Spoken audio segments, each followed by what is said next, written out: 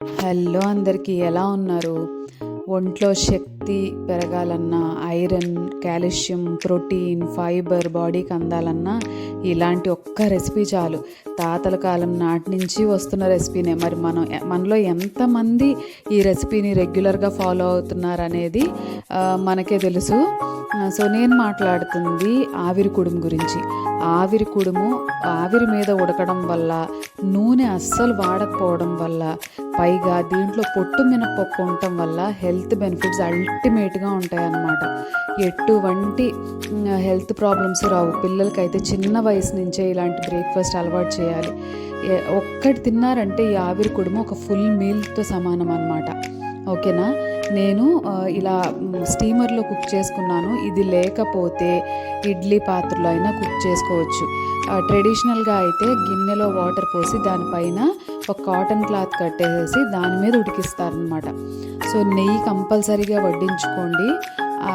నేనైతే ఆవు నెయ్యి యూస్ చేశాను. టేస్ట్ మాత్రం నేను చెప్తున్నాను కదా, చాలా చాలా బాగుంటుంది. కాకపోతే ఒక టిప్ కూడా ఏంటంటే, ఇది స్లోగా కుక్ అవుతుంది. మీరు చెక్ చేసుకోండి మొత్తం కుక్ అయిందా లేదా అని. ఒక 15 మినిట్స్ సిమ్లో కుక్ అవుతుంది అనమాట. ఓకేనా? సో ఒక్క కుడుము వేస్తే ఒకరికి ఒక ఫుల్ మీల్ చేసినంత హెల్త్ బెనిఫిట్స్ అనమాట. నేను దీంతో పాటు కొత్తిమీర చట్నీ ఇంకా కరివేపాకు కారం పొడి వేసి వడ్డించుకున్నాను. టేస్ట్ అయితే చెప్తున్నా కదా, నెక్స్ట్ లెవెల్లో ఉంది. మరి ఎందుకు ఇలాంటి ఫుడ్స్ని మనం రెగ్యులర్ డైట్లో ఇంక్లూడ్ చేసుకోవట్లేదో ఏమో.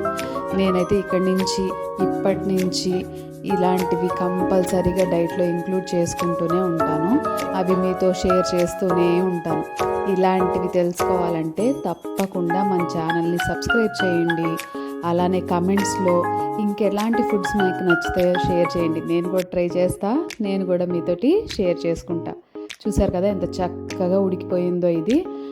దీన్ని డైరెక్ట్గా చిన్నపిల్లలకైతే నేతిలో ముంచి పెట్టేయచ్చు. ఓకేనా? నచ్చిందా? తప్పకుండా మన ఛానల్ని like, share and please do subscribe.